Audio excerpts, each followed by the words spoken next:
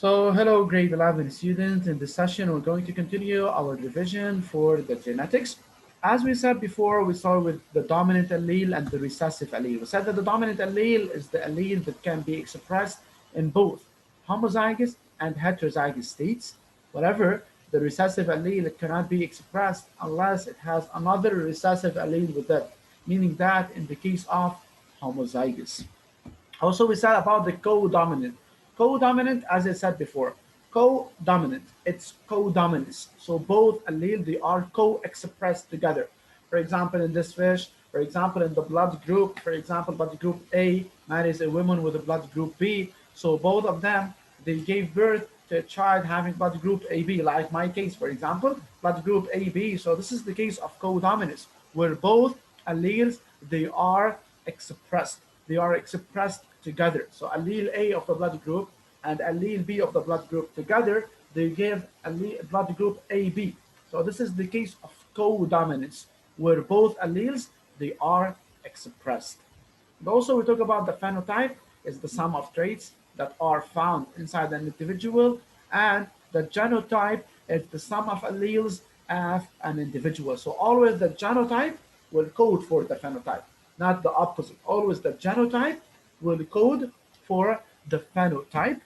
Also, what the meaning of true Hi. breeding line, or whenever we said that we have a pure race or a pure line or pure race, pay attention to these notes. So pure line or pure race or true breeding, all of them, they have the same meaning. The parents are pure, and the descendants, they have the same phenotype as their parents.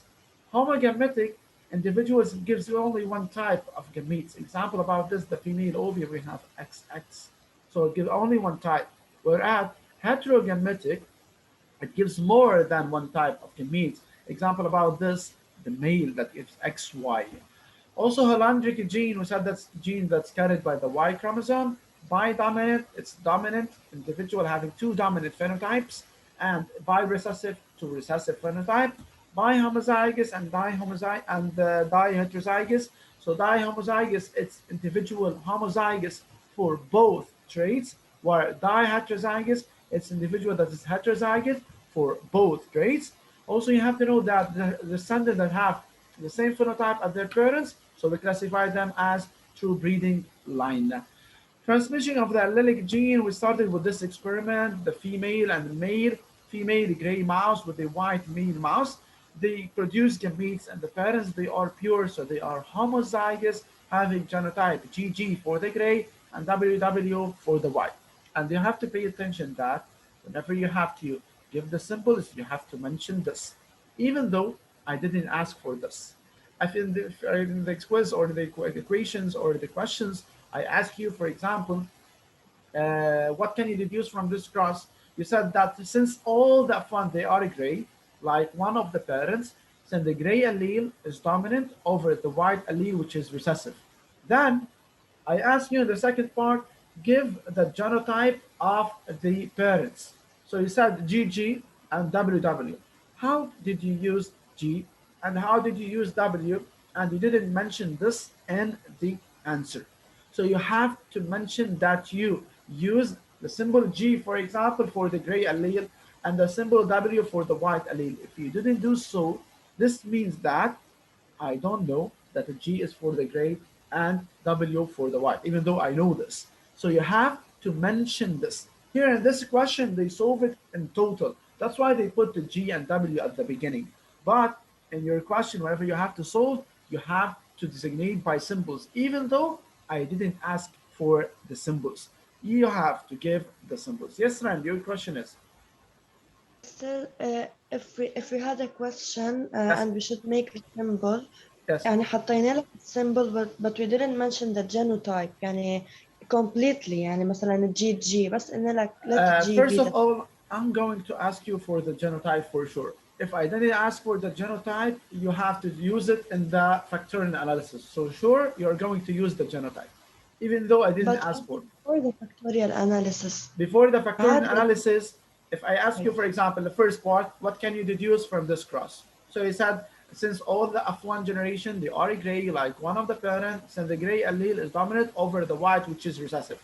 In second part, immediately, if he didn't ask you for the symbols, I'm going to ask you about either genotype, or I'm going to ask you to perform the factorial analysis to verify the results. If I do so, you have to give the symbols. You have to mention the symbols. Okay? If I didn't ask Okay. you for the symbols, you have. And mostly, and you have to know this, I will not ask for the symbols. I will not ask designate by symbols each of the corresponding alleles. I will not ask about this anymore. يعني أنا من يوم ورايح no symbols. You have to do this. You have to give the symbols. Okay? So this is your job. So you have to give the symbols. Otherwise, if you didn't mention the symbols for each of the alleles, the dominant and the recessive, this means that all the parts down, they are going to be ignored. Why? Because you didn't mention what is the G and what is the W. Then we moved after the first generation.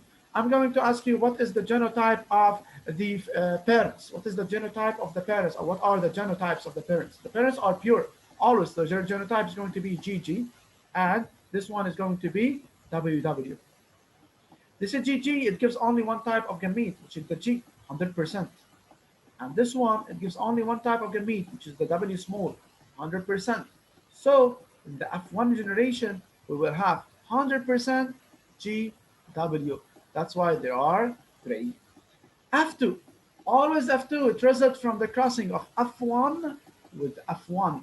This is what's known by the selfie cross. F1 with F1, so GW with the GW. Maybe I'm going to ask you to solve this in percentage. Otherwise, I'm going to ask you to solve this in proportion. So you have to follow the question. If I ask for proportion, you have to know this. And if I ask for percentage, you have to know this. Yeah, you have to move for 50%, 50% for G and W for the male, and also for the female, 50% and 50%.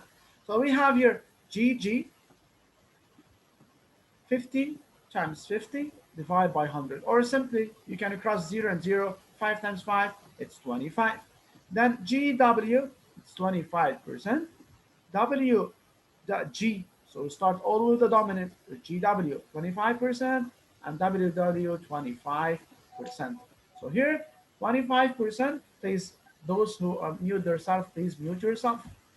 So after crossing the female gray mouse with the white male mouse, we got a homozygous F1, whose individuals, they are homozygous.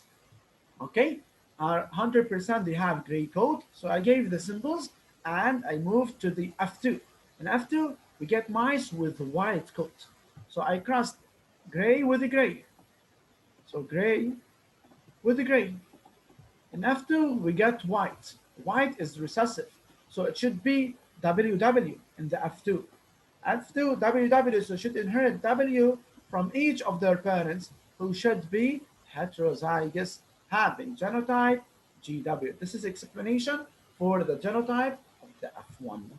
Then we continue to move to the table of cross, table of results, using the steps of the factorial analysis. So factorial analysis, you have to follow the steps as follows. First, the phenotype of the parents. Second, the genotype. Third, the gamete. Fourth, table of cross, which is the Punnett square. And fifth is the table of results. If I ask you to verify the results, you have to mention that. Therefore, results are verified. Why? If I ask you to predict the results, so you don't have to say therefore results are verified. We are predicting the results. And then we move, this is the factorial analysis, the first one, and this is the F1 cross with F1, which gives the F2. And moving to the special notes about the Testertrust. Testertrust is the cross done between an organism whose genotype for a certain trait is unknown. So always Testertrust is done to identify the genotype of unknown organism. And this individual should be dominant. So here, this individual is dominant. Let's say the white is the recessive. So they gave it as B small, B small. Okay? So here it's B small, B small. This is recessive. So always we that's the cross with homozygous and recessive. This is B small, B small. Here, the black, it's B capital. Either it's homozygous or it's heterozygous, or BB or B capital, B small with the white. The white allele is the B small. Here, I don't want to know whether this individual is B capital, or B small, B small. Here, BB. B capital, B capital, it gives only one type of gamete, which is the B. While B capital, B small, it gives two types of gametes. It gives B capital 50% and B small 50%. So here, whenever we have only one phenotype after the testicles, one phenotype, so the parents that are unknown, they are going to be homozygous since we have only one type of gametes. However, if the parents they are heterozygous, so they give two different type of gametes, so we will have two different phenotypes. So this is related to the testicles. Testicles always, when the parents are pure, the unknown parents, if they are pure, they are homozygous, so we give only one type of gamete. So we'll have in the results only one phenotype. However, if we have two different phenotypes in the offspring, in the descendants, so meaning that the heterozygous as the parents of unknown genotype, they are heterozygous since they gave two different gametes. So this depends on the unknown dominant phenotype, whether it's homozygous or heterozygous. Homozygous, one type of gamete, heterozygous, two different types of gametes. So whenever we get in the descendants two different phenotypes, meaning that two different gametes, so it's heterozygous. We have one phenotype, so one gamete, so it's homozygous. Okay, so this is related to the testicles, related to the codominance or the intermediate dominance. Codominance and intermediate. Codominance, I said, it's cooperation between two. For example, I will give you a question in the exam. After crossing a black dog with a white dog, we have a result, a black spotted with white spots or dotted with white spots. So here we have both alleles, they are expressed, the white and the black. So this is cooperation. So this is codominance. However, intermediate dominance or the case of co-dominance, what is this? Sorry, intermediate dominance or incomplete dominance. Intermediate or incomplete, we have a color that is intermediate. Like the case in this figure, the snapdragon plants, we have a red and a white. After crossing the red and the white, we get in the F1 a color which is not red, which is not white, it's not red and white, it's intermediate between the red and the white, which is the pink. So here, the parents always they are pure, and both alleles they are dominant. So we have R capital, R capital, and here we have W capital, W capital. In the F1, we will have R capital, and we will have W capital. This is the phenotype, or this is the genotype, sorry, of the pink flower. F2, they crossed RW with RW. So RW with RW, the result will be RR 25%. So RR 25, so 25% they are red. Pink RW, they are 50%. And WW white, they are 25%. This is the crossing of the intermediate dominance. Always intermediate dominance and co-dominance, both alleles they are dominant. Both of them they usually symbolized by a capital letter. Types of crosses, as we said the last time, we have three different types. So the first type is one monohybrid cross. Monohybrid in this year, always we are going to use the monohybrid. Next year we're going to move to dihybrid. So monohybrid, the parents are pure and they differ in only one trait. For example, the color of the hair, the color of the skin, the color of the eyes, and so on. So monohybrid cross, the parents are pure and they differ in only one trait. Second type of crosses is the testocross. Testocross is done to identify the genotype of individual with. Yes, guys, I'm sorry. Let's continue. So here we have to move to the types of crosses. As we said, so different types of crosses. They are the first one. It was the monohybrid cross, since the parents are pure and they differ in only one trait. So this is the first type of crosses. The type of cross number one, it's the monohybrid. The second type of cross, as we said, it's the testocross. Monohybrid, the first one. Second, it's the testocross. And the third one, it was the self-cross. Upon crossing F1 with F1 is called the self-cross. Okay, so this is the three different types of crosses. Moving now to the types of hereditary transmission. Either we have the case of dominance. So one allele is dominant over the second allele. This is called the case of dominance. So one allele is dominant over other allele. Second case is the case of codominance, where both alleles they are expressed. This is the case of codominance. And the third case is the case of incomplete dominance or intermediate dominance. It has the same meaning, incomplete or intermediate dominance, where we have a color which is intermediate, incomplete dominance. Okay, so these are the cases of the hereditary transmissions. We have dominance, intermediate dominance, and co-dominance. Let's remember about the karyotype. What is the karyotype? It's an arranged set of chromosomes in a diploid cell, homologous chromosomes. They are arranged as per, why did I say diploid? Because it exists in two copies of each chromosome. So here we have uh, the chromosomes in the karyotype, they are arranged according to what? According to their decreasing order of size, from the largest to the smallest, to the position of the centromere, and according to the banding pattern. The gonosomes, they are the sex chromosomes that determine the sex of the individual, whether it's a female or a male. These gonosomes, they are the X and the Y. If it shows two X chromosomes, so it belongs to a female, while if it shows an X and a Y, so this is a male. Autosomes, all of the chromosomes from pair 1 till pair number 22 in human. So these are the autosomes. They are all the chromosomes except the sex chromosome that are the X and the Y. This is the karyotype showing the arranged set. This is for a diploid or a haploid. Sure, it's for a diploid since it shows two copies of each chromosome. So it's a diploid. However, if I gave you a karyotype that's showing only one copy of each chromosome, for example, instead of putting these two copies of each chromosome, here I put only one copy, and here I put only one copy. All of them, they have only one copy. So this is for a haploid, either for a male or female. Chromosomal formula. For normal diploid, it's 2n equal 46, comma, XX for the female, or it's 2n equal 46, comma, XY for the male.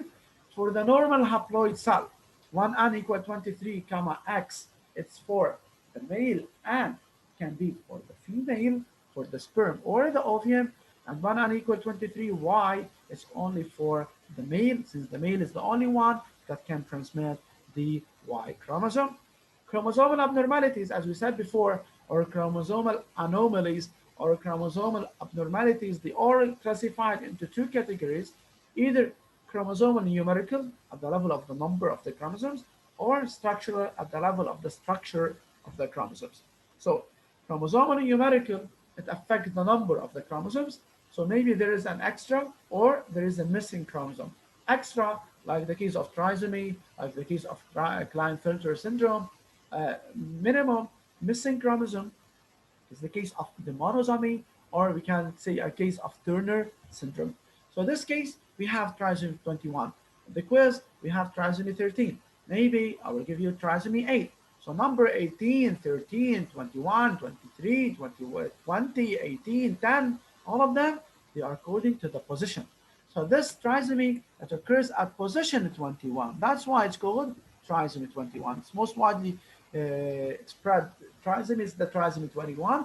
Also, we have trisomy 10, trisomy 8, trisomy 13, trisomy 11. All of them, they are according to the position. Here, trisomy, so we have abnormal number of chromosomes. This is chromosomal numerical abnormality. So this affects the number of the chromosomes. So here we have an additional chromosome. So here we have 2n, not 2n equal 46. We have 2n plus 1, and it's not equal to 46. It's 2n plus 1 equal to 47. So you have to pay attention to the chromosomal formula. Chromosomal formula, if you remember, last year in grade 10, it obeys the law of all or none, like the case of the nervous system. Yes, Yusuf, you have a question before I continue? Esther, how many anomalies can be in one set of chromosomes? You can have up to two or three, but mostly if you have two and more, there is a high risk and high probability for death. If you have two Okay, or thank you. more abnormalities, high risk, it's about 50 to 70%, this person will die. If you have two Okay, anomalies or two abnormalities at the same time. Okay? So here, trisomy 21, 2n plus 1 equal to 47. As I said before we answered Yusuf, that this chromosomal formula, it obeys the law of all or none, meaning that either you can get the full mark for the chromosomal formula or you didn't. For example, this is the karyotype. I told you you have to write the chromosomal formula. Tala write the chromosomal formula.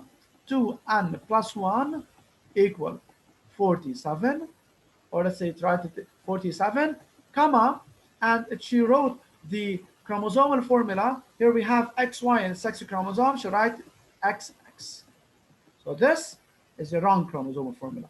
She had a mistake only in the sexual chromosome, yes, but she had a mistake in all the chromosomal formula. So if I saw this chromosomal formula, I know that this person has additional chromosome and this person is a female, but it's not the case. This person is a male. Otherwise, some of you is going to write 2n plus 1 equal to 46, comma, xy. All of it is correct, but you added plus 1. From where did you get it? 200 plus 1, you write it here 46, but it should be what? It should be 47. So my goal in this, you have to know that the chromosomal formula, either you got the full mark or you didn't. So here, chromosomal formula is critical. So you have to get the exact answer, like you are calculating something. Either you get the answer correct or you didn't. Here, this is the case of trisomy. Case of monosomy, so we have a missing chromosome. So it's 2n minus 1. So 2n is what 46. 2n minus 1, that's equal to 45. Comma, xy, and these are the sex chromosomes. Moving for the Klinefelter syndrome. Klinefelter syndrome, here we have an additional chromosome, but we're at the level of the gonosome. So this person is sterile. It has a problem in the fertility. Why? Because the abnormality, it affects the gonosomes. So we have an additional chromosome. This person is a male or female. This person is a male, but it has some feminine characteristics. But it's a male. Why? Because it develops or it has the sex chromosome Y. So this is 2n plus 1. Why? Because we have an additional chromosome, and this additional chromosome is found in the gonosome. So if I ask you what is the type of this abnormality, it's a gonosomal abnormality because it affects the gonosome. This person is sterile or fertile. This person is sterile. Why? Because it has a problem in the gonosomes, and this will affect its fertility. And also, I'm going to ask you to give the chromosomal formula and to give the name of this abnormality. So you have to know the name. It's Klinefelter syndrome. Turner syndrome, we have a missing chromosome, but it's at the level of the gonosome. So it's also a gonosomal abnormality. So chromosomal formula, it's 2n minus 1, comma, equal 45, comma, x0. X0 meaning that you have a missing chromosome or a missing sex chromosome. Here, X0 or XO if you want. So here we have only X chromosome. This is a female, but it has some masculine characteristics. So this is the Turner syndrome. Also, we have different abnormalities that affect the structure. Either we have a missing part or an additional part, mainly that we call it about the Robertsonian translocation that occurs when with individuals having Cri-du-Chat syndrome. Cri-du-Chat syndrome, it's we have a translocation of a part of a segment of a chromosome to another pair, like the case of Cri-du-Chat syndrome. So here we identified these karyotypes and we compared the karyotypes. Pay attention to the comparison. Whenever I want to compare number of chromosomes or to compare a karyotype, I have to talk about both differences and similarities. So I never ask about comparison only for the differences. So you have to mention both comparison. You have to compare both. You have, for example, say karyotype A, it shows sex chromosomes that are XY, while the sex chromosomes in the second karyotype, they are XX. Both of them, they have normal, مثلا, for example, normal number of chromosomes. Or for example, both of them, they have additional chromosome. Or both of them, they have a missing chromosome. So you have to mention both similarities and differences. Like they did here, we said that karyotype document A shows 47 chromosomes, whereas karyotype of document C, it shows 46. So start them one by one. Don't talk about karyotype A and then you move to karyotype C. Talk about karyotype A and differences in karyotype C. Then talk about karyotype A, the differences in karyotype C. So while karyotype C shows 46, this is the first difference. The sex chromosome in both karyotypes, they are XY, or the chromosomes, they are homologous, except for the pair number 21, which exists in 3 pairs, here in 3 pairs, and they give you hints about this for sure. 3 pairs, but one of these pairs, it was translocated to chromosome number 14. This is what we call it by Robertsonian translocation 21.